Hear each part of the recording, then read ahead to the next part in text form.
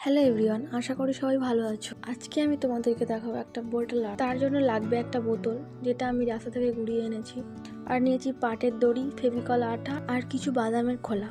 প্রথমে আমি বোতলের গায়ে একটু আঠা লাগিয়ে ভালো করে পাটের দড়িটা জড়িয়ে নিচ্ছি।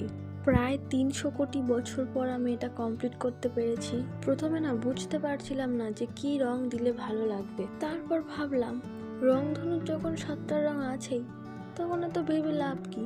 আমিও ওই 7টা রং বোতলটাতে বসিয়ে দিলাম। আচ্ছা, রামধনু 7টা রঙের শর্ট ফর্ম হলো বেনিয়া সহকলা, কিন্তু আমার এখানে হয়েছে বেনিয়া সহকলা ধু।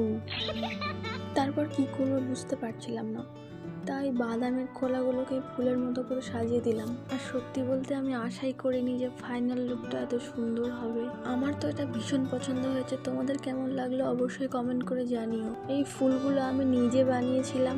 তোমরা যদি দেখতে চাও তাহলে কমেন্ট করো, আমি এটার একটা আলাদা ভিডিও বানিয়ে দেবো।